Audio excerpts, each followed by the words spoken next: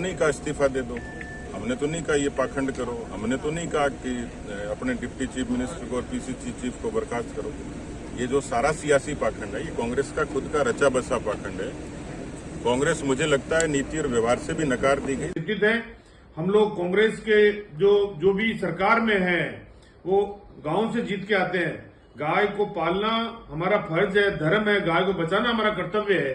उसी क्रम के अंदर जो अभी कभी प्राकृतिक आपदा आई है, ओलावृष्टि आई है या बाजरे की फसल नष्ट हुई है, तो उसके ऊपर भी सरकार ने बराबर संज्ञान लिया है, बराबर ध्यान रखा है। नहीं, किसी तरीके बीजेपी को तो देखो कोई ना कोई काम ही यही है कि इल्जाम लगाना। वो तो चाहते ही यही है, जैसा कि उन्होंने अन्य राज्यों में किया है, वो तो इसी तरीके की करना चाहते हैं। उनकी सोच ही यही है, लेकिन काम किसी तरीके का कोई भी नहीं हुआ। काम सारे ऑफिसर्स बैठ करके ऑफिसों में अपना काम फ्री कर रहे हैं।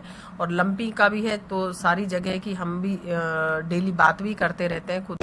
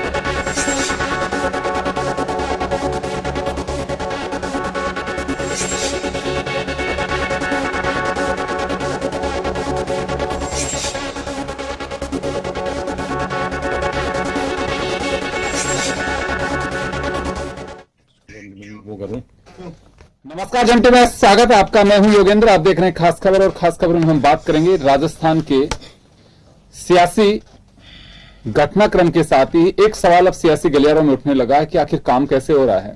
बीजेपी ने सवाल उठाए हैं कि जब मंत्री इस्तीफा दे चुके हैं तो सरकार चला कौन रहा है, विकास के कार्यों का क्या हो रहा है। लंपी क्या 3 दिन से गायब हो गई, या फिर जो बाजरा भीग गया उसके मुआवजे का क्या होगा, सरकार कर क्या रही है। इस पर पार्टी के नेताओं और मंत्रियों के बयान आए हैं। जन टीवी से जो बातचीत हुई है उसमें साफ कहा है कि बीजेपी केवल राजनीति कर रही है। हमने इस्तीफे दिए हैं, अभी स्वीकार नहीं हुए हैं, होंगे तो तब की देखी जाएगी। हमारी जवाबदेही है, हम सरकार के रूप से नियमित काम कर रहे हैं। लगातार मुख्यमंत्री अनाउंसमेंट जो बजट के थे उन्हें पूरा कर रहे हैं और जो काम हो सकता है वो पूरे काम कर रहे हैं। बीजेपी इस बात की चिंता ना करे, हमारी सरकार किसी भी तरह से कोई प्रभावित नहीं है। तो चले इस मुद्दे पर चर्चा करने के लिए हमारे साथ भाजपा से सुरेश गर्ग साहब जुड़े हैं, कांग्रेस से हमारे साथ डॉक्टर वरुण पुरोहित जुड़े हुए हैं और हमारे सहयोगी अनिल सैन हमारे साथ में हैं। सुरेश जी, कांग्रेस का और सरकार का साफ कहना है कि बीजेपी को राजस्थान की फिक्र नहीं करनी चाहिए, हम लोग फिक्र कर रहे हैं और किसी भी चीज में कोई कोताही नहीं बरती जा रही है।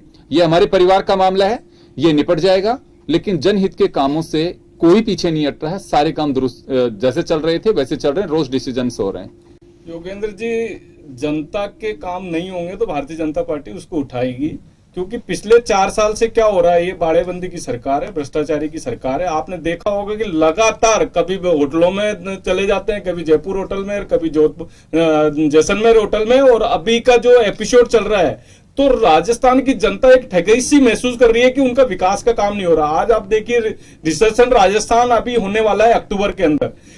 मैंने आज ही न्यूज कहीं से तो पता लगा कि 10,000 करोड़ रुपए के एमओयू कैंसिल हो चुके हैं। 26,000 नौकरियां जो उनसे मिलने वाली थी वो कैंसिल हो चुकी है, और आने वाले टाइम में ये पता नहीं चल रहा, अफसर दुविधा के अंदर है कि वो किस मुख्यमंत्री की फोटो वो लगाएं, क्योंकि रिजर्व राजस्थान के अंदर किसी की फोटो तो लगेगी ना। तो अफसर दुविधा के अंदर है कि भाई किस मुख्यमंत्री की, क्या अशोक गहलोत जी आगे मुख्यमंत्री रहेंगे या और कोई मुख्यमंत्री रहेगा।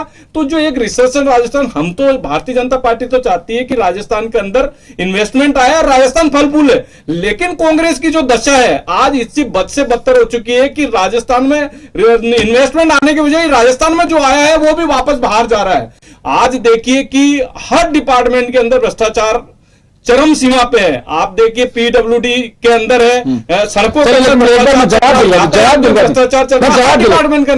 जवाब दिलवा। डॉक्टर वरुण पुरोहित हमारे साथ में है। वरुण जी, बीजेपी ये सवाल खड़ा कर रही है कि जो कुछ स्थितियां बनी हुई हैं उसमें उलझ करके रह गई और विकास ठप हो चुका है। योगेंद्र जी, कौन सी बीजेपी की बात करते हो आप? मोदी काल की बीजेपी की, अटल जी अडवाणी जी की बीजेपी? अटल जी अडवाणी जी बीजेपी तो बड़े देखिए आदर्शवादी नेता हुआ करते थे। आज इनकी किसी की हिम्मत नहीं अडवाणी जी से मिलने जाने का, नाम नहीं ले सकते। मिलने चले जाए तो सीबीटीडी, पीडी, सीबीआई, पता नहीं कौन कौन से ईडीपीडी लगा दें इनके पीछे, इनको साफ कर दें। तो ये आज जो वर्तमान बीजेपी है इसमें बहुत लॉट ऑफ डिफरेंस है। जहां तक कांग्रेस की राजस्थान सरकार की बात है, देखिए सबसे बड़ी योजना की बात करता हूं, चिरंजीवी योजना। 10 लाख तक मेडिकल का इंश्योरेंस है पूरे देश भर में। अगर बीजेपी ने उसको लागू किया हो तो आप मुझे बताइए। आज हरियाणा, गुजरात और यूपी, आप आइएगा, घर से आ रहा हूं, चलिएगा मेरे साथ में एसएमएस या दूसरे सरकारी अस्पतालों, लाइन लग रही है बाहर से आकर के बीजेपी शासित राज्यों से यहाँ आने के लिए। मेरे पास फोन आते हैं, बिल्कुल मैं आपको प्रूफ दे सकता हूँ, भी फोन पे बात कर सकता हूँ। अब आप तो बोलने नहीं दोगे क्योंकि आप नाले से गैस बनाते हो, चाय पकौड़े की सरकार बनाते हो, युवाओं को करने नहीं देते हो। क्यों नहीं सुनना चाहते हो? सुनना क्यों नहीं चाहते हो? सुनना क्यों नहीं चाहते हो?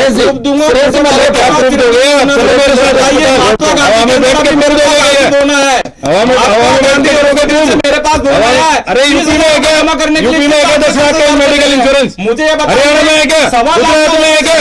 ऑल इंडिया में है क्या? ले रहे हो? पता ही नहीं है। 30,000 रुपए आपके महात्मा गांधी हॉस्पिटल ले रहे हैं। अगर 1.25 लाख रुपए का ऑपरेशन है, किस बात का वो 30,000 रुपए ले रहे हैं? तो आप झूठी, ये चैनल के ऊपर आकर झूठी बातें नहीं करें। अब मैं, आप ज्यादा करोगे, मैं लॉयर हूँ, आप पे डिफेमेशन का केस कर दूंगा। मत करिए, मत किसने कहा झूठी योजना है? प्रूफ दे रहा हूं। चिरंजीवी योजना झूठी योजना है? दे रहा हूं, बताइए। दे रहा हूं। चिरंजीवी योजना झूठी योजना है क्या? प्रूफ दे रहा हूं। हाँ बोलो, दो प्रूफ दे रहा हूं। प्रूफ किसी भी हॉस्पिटल चिरंजीवी योजना प्रॉपर तरीके से मैं जाके आया हूं, मैंने ऑपरेशन कराया है। ऑपरेशन कराया 29 अगस्त को। मैंने महात्मा गांधी हॉस्पिटल में अभी अरे क्या कराया आपने? बेकार बातें कर रहे हो 30,000 रुपए आप। जमा कराए, 30,000 रुपए मैं रसीद देता अरे हूं आपको मैं तो 30,000 देता रुपए हूं। की देता हूं, 30,000 रुपए उसके अंदर जमा हुए। चले सुनिए, मेरा खुद का ऑपरेशन, मेरा खुद का ऑपरेशन है।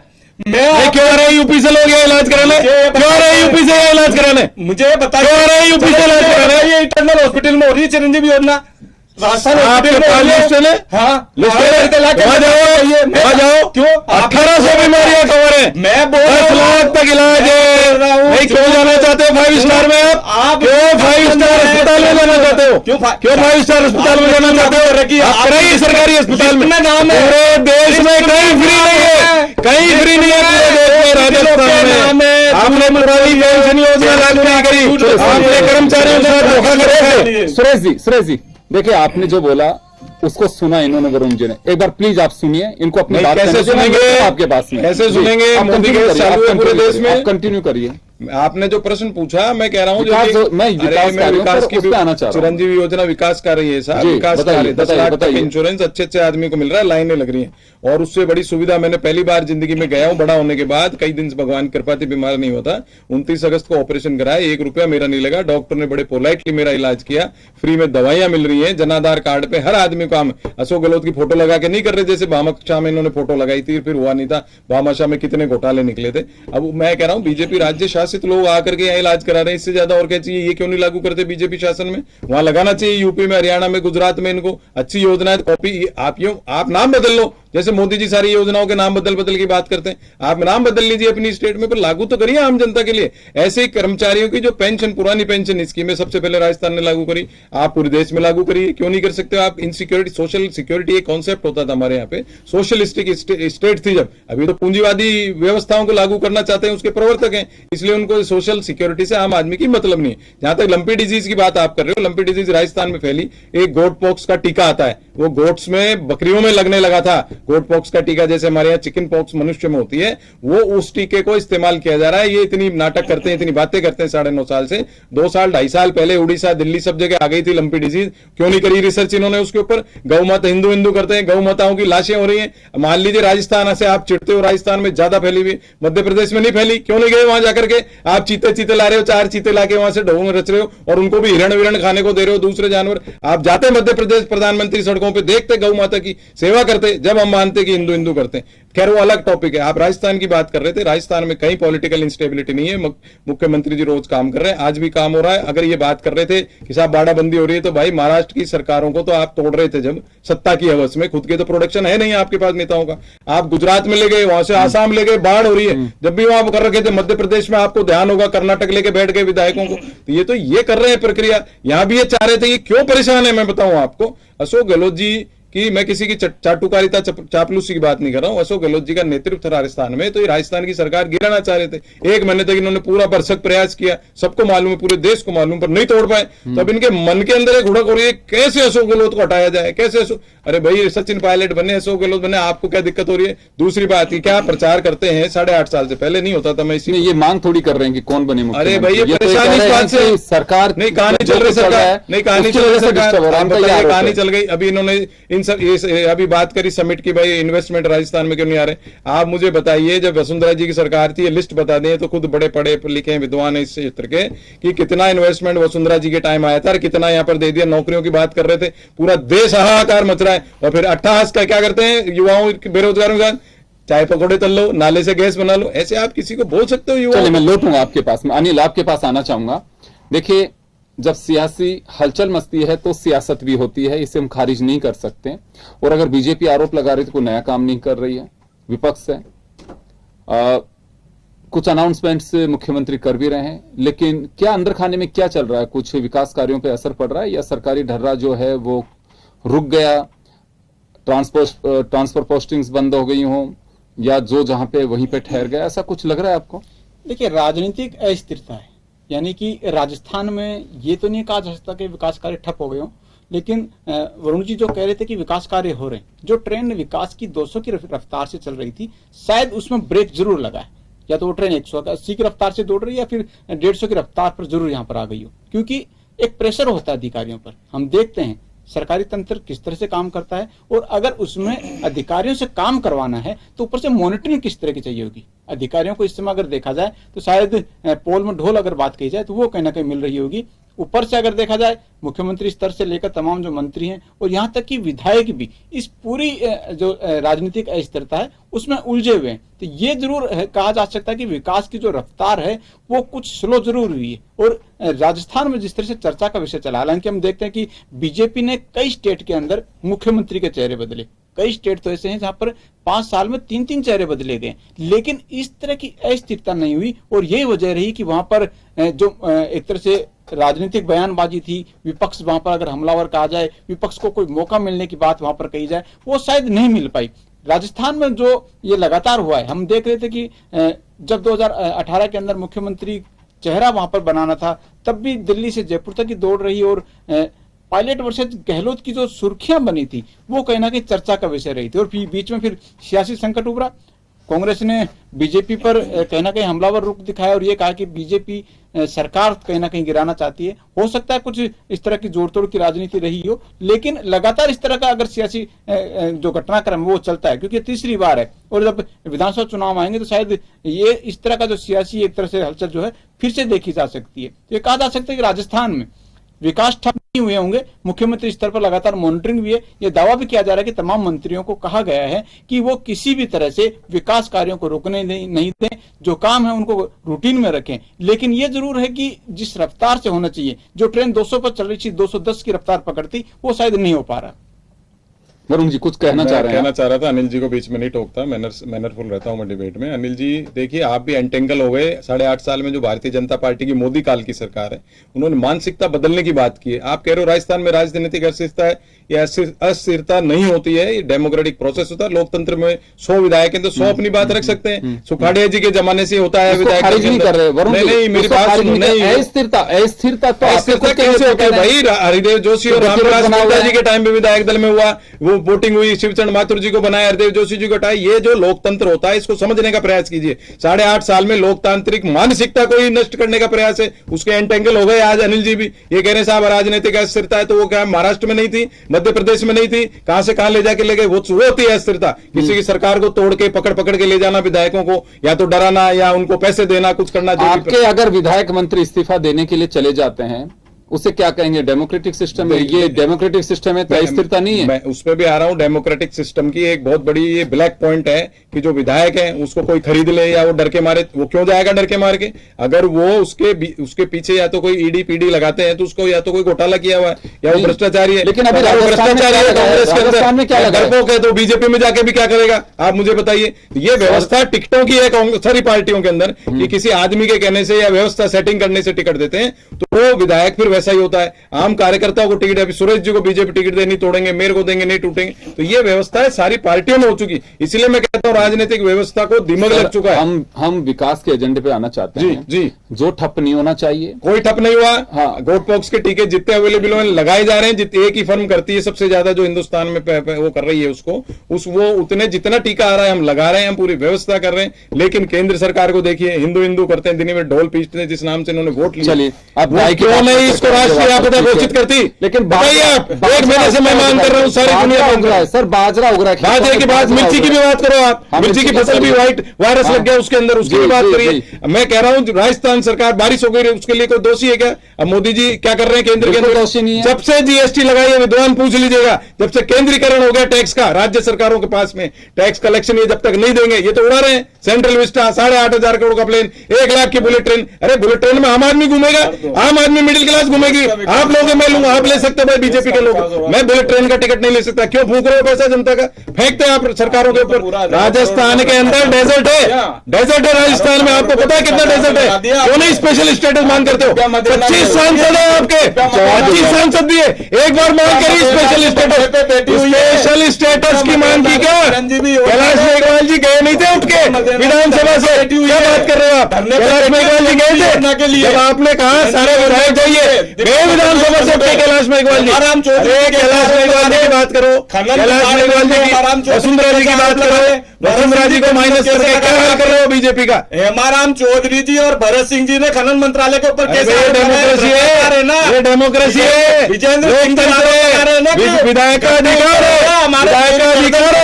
बोलने का। आपके जैसा नहीं है खाली मोदी मोदी बात कर रहे हो, मोदी मोदी है राहुल गांधी। हर 25 मीटर आपने कर लिया था भगवान से मिल जाएंगे। आपने भगवान श्री राम का नाम कितनी बार लिया है और राहुल गांधी का कितनी बार नाम लिया? सर अपन मुद्दे पर लौटे, आराध्य देव है अपन मुद्दे पर लौटे। राहुल गांधी तो नहीं है, क्यों नाम लेते हो दिन भर राहुल गांधी का? क्यों लेते हो दिन भर राहुल गांधी का नाम?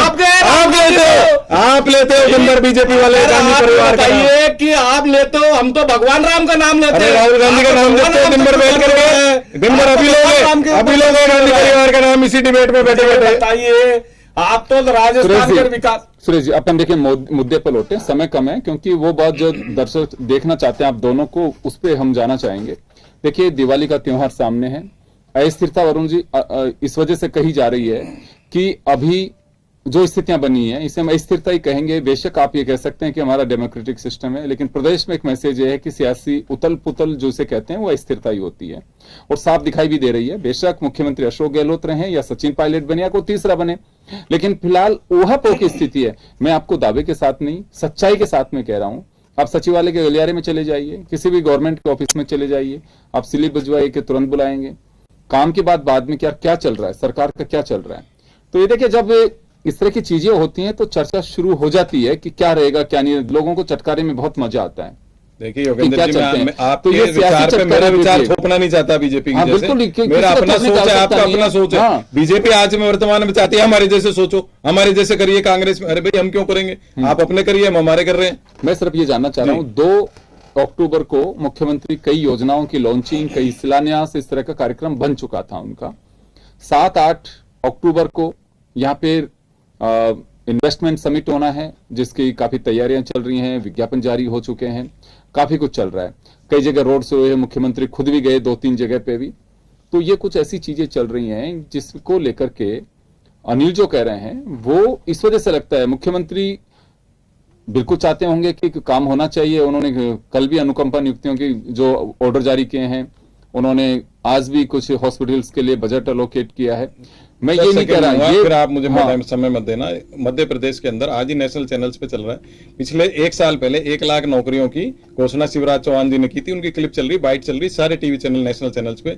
आज वो चैनल कह रहे हैं कहां गई वो नौकरियां 1 साल मैं इन्हीं की शासित राज्य की बात कर रहा हूँ। राजस्थान में कोविड के दौरान पूरे हिंदुस्तान में सबसे ज्यादा नौकरियां दी गई। आप नहीं मानते हो मेरी बात, आरटीआई से मांग लीजिए जवाब। हमने दिया हथियार आपको आरटीआई, आपने तो नहीं दिया, आप तो भगाना चाहते हो उसको, आप मांगो जवाब। कौन मना कर रहा है? ये तो लोकतंत्र है। चलिए, मैं सुरेश जी आपके पास आना चाहूंगा। अस्थिरता जो भी है, लेकिन विकास कार्यों को लेकर के क्यों लग रहा है ऐसा? मुख्यमंत्री की ओर से रोज जो अनाउंसमेंट्स आ रहे हैं, नियुक्तियों के ऑर्डर जो जारी हो रहे हैं कि इतने लोगों को अनुकंपा नियुक्ति दे दी है, ये बजट एलोकेट कर दिया गया है, इसको ये अनाउंसमेंट थी, इसको पूरा कर दिया गया है। जो जानकारी मिल रही है, मुख्य सचिव लगातार बैठकें ले रही हैं और कलेक्टर, अभी मैं जो जानकारी ले रहा था, मैंने 3 नेताओं से बात की जो महत्वपूर्ण पदों पे हैं और प्रभारी हैं राज्य में दूसरे जिलों के, महेंद्र चौधरी, शकुंतला रावत, प्रताप सिंह खाचरियावास। इनसे मैंने जाना चाहा कि अभी लंपी क्या 3 दिन से खत्म हो गई या फिर बाजरा जो भीग रहा था उसका क्या होगा? तीनों ने जवाब दिया कि बाजरे को लेकर के एसडीएम्स को और कलेक्टर्स को पाबंद कर दिया गया है कि जहां खराबा है, जहां नुकसान है, उसकी तुरंत रिपोर्ट भेजिए। जो आपके पास में तुरंत राहत नियमों के अनुसार जो दे सकते हैं आप दीजिए, बाकी गवर्नमेंट को आप रिपोर्ट भेज दीजिए। रही बात समिट की, तो शकुंतला रावत का साफ कहना है कि समिट होगा, सफल होगा। आप लोग देखिए, बीजेपी के समय जो इन्वेस्टमेंट है उससे हम ज्यादा लेके आएंगे। मैं मंत्रियों के दावे की बात कर रहा हूं। मैं उधर प्रताप सिंह खाचरियावास ने कहा कि लगातार प्रभार वाले जो जिले हैं हम उनसे संपर्क में हैं, अधिकारियों से, वहां की जो भी चीजें हैं वो हमारी नोटिस में। तो किस तरह से कहा जा सकता है कि विकास कार्य ठप हो रहे हैं? ट्रांसफर के ऑर्डर से निकल रहे हैं, देख क्या एजुकेशन में लिस्ट की लिस्टें निकल रही हैं। आप प्रभावित नहीं हुए दिखते हैं, मुझे लग रहा है ट्रांसफर लिस्ट से, नहीं तो आपको पता लगता है कि काम हो रहा है सरकार में। मेरे पास देखो, मैं बता दूं, आप कह रहे हो ना विकास कार्य कौन ये सा सरकार के दावे की बात कर रहा हूँ और आप जो आरोप लगा रहे हो मैं सरकार तक पहुंचा रहा हूँ। सरकार दावे कर रही है, लेकिन मैं ये बता रहा हूँ किस तरह के विकास कार्य हो। क्या सड़कों का विकास हो रहा है? आज आप पूरे राजस्थान के अंदर देख लीजिए सड़कों की क्या दशा है। अब आपने ऑफिस से बाहर निकल के दीजिए, गड्ढे 25-25 मीटर के डिफरेंस में आपको गड्ढे मिल जाएंगे। तो क्या वो विकास हुआ है? ये लंपी की बात कर रहे हैं। आप ये बताइए कि अप्रैल के अंदर ये पता लग गया था कि राजस्थान में लंपी बीमारी आ गई। 27 जुलाई को जाके इन्होंने नोटिफिकेशन क्यों जारी किया? अप्रैल से जुलाई तक क्या कर रहे थे? ये बात करते हैं कि साहब राष्ट्रीय आपदा। अरे भैया, पहले राज्य की आपदा तो घोषित करिए ना, इसके बाद राष्ट्रीय आपदा की बात करेंगे। आप राज्य की आपदा तो घोषित करने की कोशिश ही नहीं कर रहे। सेंट्रल के ऊपर जो चीज है उसको सेंट्रल के ऊपर थोप देते हैं। अब आप बताइए, चिरंजीवी योजना के लिए बात करते हैं। हाँ, इन्होंने 5 लाख से 10 लाख किए, लेकिन मैं अभी भी दावे के साथ कह सकता हूं, इवन दिव्या मदेरणा जी जोधपुर के अंदर धरने पे बैठी थी, किसी व्यक्ति का इलाज नहीं हुआ था, वो धरने पे बैठी थी कि इसका इलाज क्यों नहीं हो रहा चिरंजीवी योजना के अंदर। परसों का मैं खुद महात्मा गांधी हॉस्पिटल का उदाहरण देता हूं, उसको हार्ट का ऑपरेशन कराना था, जबरदस्ती 30,000 रुपए जमा करवाए कि भैया पहले 30,000 रुपए जमा कराइए, 1.25 लाख 1.5 लाख रुपए खर्चा, 30,000 रुपए उनको जमा करवाने पड़े अस्पताल के अंदर। ये चिरंजीवी योजना की स्थिति है।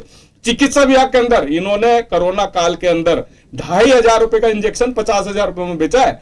400 रुपए की जो वैक्सीन है वो पंजाब के अंदर 1200 रुपए के अंदर बेची है। जो ये काम करते हैं। 50,000 में कौन सा इंजेक्शन बिका? ये रेडिसिमिर इंजेक्शन राजस्थान के अंदर 40-40, 45-50,000 के अंदर इंजेक्शन बिके हैं। कहां से? क्यों नहीं इंक्वायरी की? किसने दिया? बहुत सारे लोगों ने परचेज किया है, बहुत सारे लोगों ने परचेज किया है। कोरोना काल क्या होगा? ब्लैक में किसी ने किया? कार्रवाई क्यों नहीं की?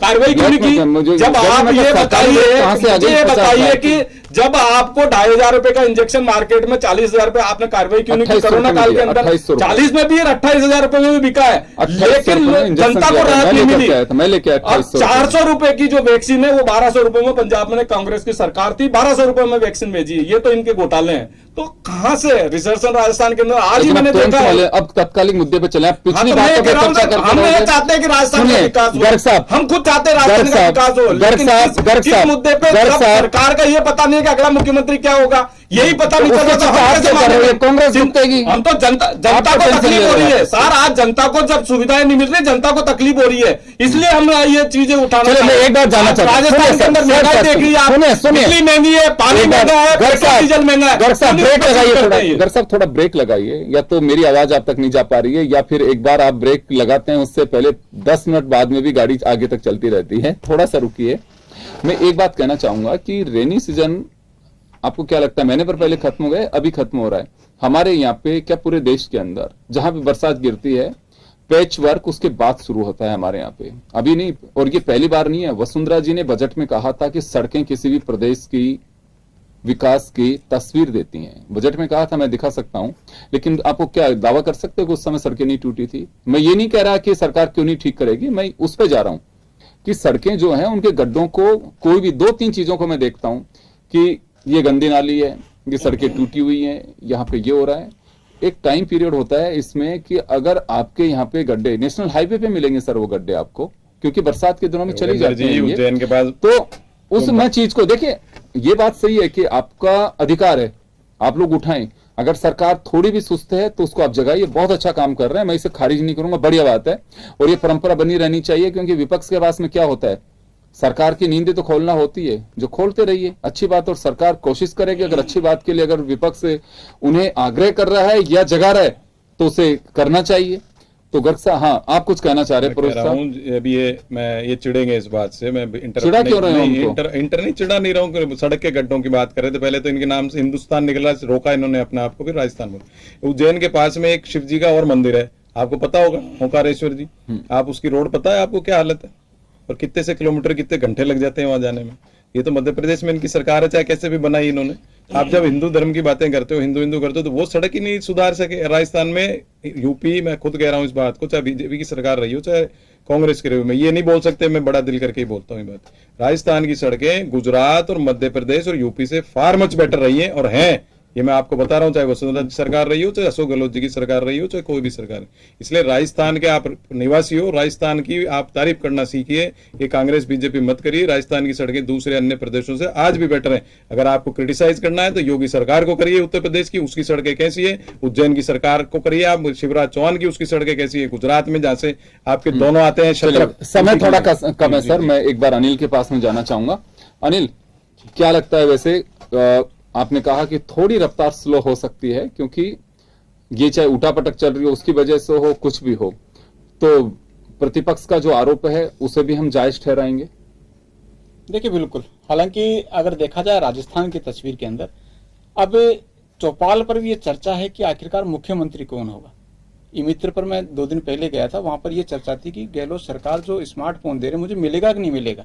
सरकार नहीं बदली है, ये अस्थिरता में आता है कि आखिरकार लोगों का मन अस्थिर हो गया। गहलोत सरकार ने पिछले बजट में घोषणा करी थी कि अब जो चिरंजीवी योजना से जुड़े जो जन योजना जो सरकार ने, हाँ, उस योजना के तहत ये लगभग 1.33 करोड़ जो महिलाएं हैं उनको वो स्मार्टफोन दिए जाने।